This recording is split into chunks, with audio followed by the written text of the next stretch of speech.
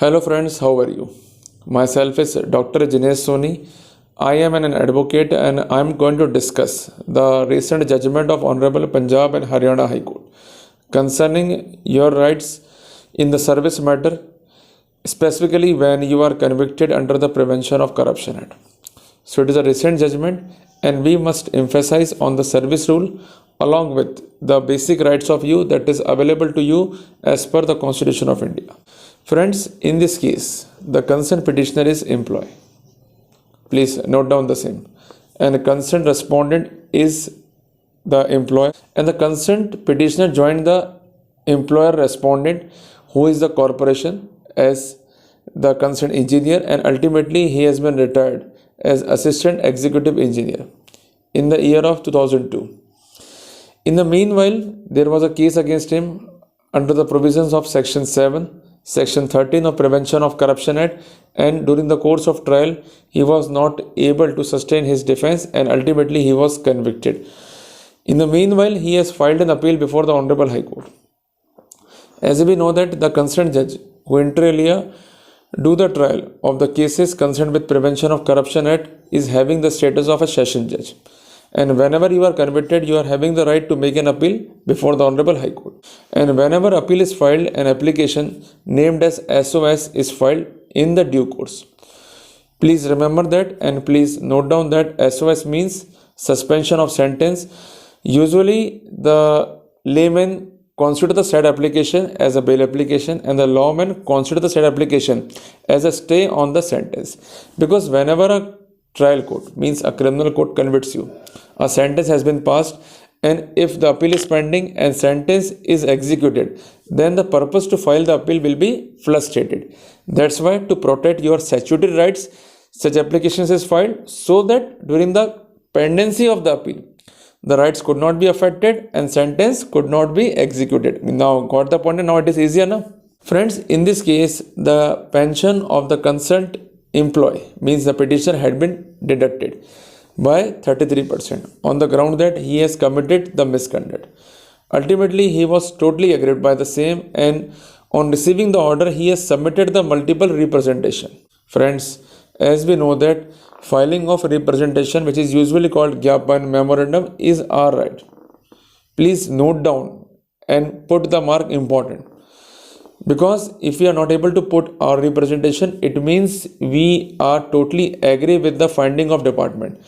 And if you are agree, then subsequently you cannot raise the objections in absence of cause of action. So cause of action is important and it has to be germinated as per order 2, rule 2 of CPC. If there is no cause of action, in that scenario, you cannot file the legal battle subsequently. Despite of giving the representation, the concerned respondent never turned up. And that's why the concerned petitioner was aggrieved and he has filed the petition before the Hon'ble High Court in nature of writ. Please again note down that it is basically a civil writ, not a criminal writ. It is filed in nature of mandamus. Mandamus means direction, positive deterrence to the concerned authority who are not complying the dictum of law. You got the point now? In this case, the concerned petitioner submitted that the concerned order is arbitrary, it is illegal and it is against the norms. So it is very easier to say that it is arbitrary, illegal and against the norm, but how to prove it? So I request you all to study law regularly. If we are legally literate, then no one could harm us, okay, and could not injure us in any way.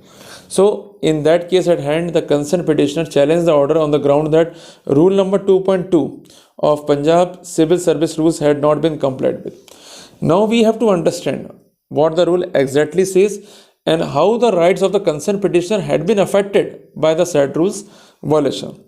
The said rule inter alia permit the concerned employer to withheld the pension or any part of it. Okay, now so it is basically a deterrence in the hand of concerned employer that if the concerned employee found guilty of misconduct, the pension could be withheld. Okay, or any part of it could be withheld. But the key point is that the withholding should not be of 33% in case it is going to be cut. Okay, now so the key point is that the two important parameters are to be satisfied by the concerned employer. Number one, the concerned employee is guilty of misconduct, and usually the concerned employer consider the case of Prevention of Corruption Act as a great misconduct on the part of employee. And apart from that, when the concerned employee got convicted, in that scenario, there is a strong case against him to initiate the departmental action. You got the point? The same occurred in this case. But the key point is that the rule further says, in case the proceedings are going to be initiated, in that scenario, show cause notice is required to be given. 15 days time is required to be given. If the said protocol or procedure has not been followed in that scenario, it could not be said that the concerned approach of inquiry officer is genuine. So in the present case at hand, the said protocol has not been followed, and that's why the court considered the same as the violation of the fundamental right of the consent charge official. Remember that I am emphasizing on the word charge official, not accused, because whenever departmental action is initiated, the concerned person is termed as charge official, not as an accused. And apart from that, he is having the right to get a natural justice. Means every point put up by him is required to be considered, and if the opportunity is not given in that scenario, the basic right given to the concerned official inter alia would be affected. And apart from that, the case of salary, the case of pension is of great importance, because they are entirely connected with the human dignity and human life. Because if you are not having money, you could not survive with the human dignity, and that's why to protect the same, usually the advocates press Article 21 of Constitution of India in motion. So in that case, the concerned advocate relied on two important judgments. Mukesh Gambhir versus State of Haryana. Judgment has been pronounced in the year of 2018. Ramesh Kumar versus State of Punjab. Judgment has been pronounced in the year of 2015, and ultimately it has been held that if the hearing opportunity is not given, if notice is not given, an adverse order has been passed, in that scenario, the basic rights of the accused had been affected. Basic rights further includes right to get life and right to get liberty, which is part and parcel of Article 21 of Constitution of India. So this judgment inter alia provide us the 5 important guidelines to be followed by all of us. What are the guidelines? Number 1, please note down. In case we got convicted under Prevention of Corruption Act, and the concerned department is of view that departmental action is to be initiated, in that scenario, the concerned department is bound to serve us a show cause notice. Without show cause notice and without hearing our version, passing any order would be illegal, arbitrary, and abuse of process of law. Number 2, in the case where directly an order had been served to you, do not be in anxiety. Do one thing, just prepare the proper representation. For preparing a better representation, just you have to avert the facts of the order, the errors in the order, what is the legal position, and what is your prayer. And you can easily draft the same at your own level. Remember that you could represent your case at your own level by the virtue of section 32 of the Advocate Act. Number 3, there should be a cause of action. If you are not going to submit the representation, it means you are going to be consonance with the concerned departmental finding. If it is true, in that scenario, further you could not challenge same, because there would be no cause of action. So remember that with every case there is a cause of action, and for this you may study Order 2, Rule 2 of CPC. CPC means Civil Procedure Code 1908. You are required to study. Number 4, apart from that, you are required to rely on the previous judgment that is in your favor.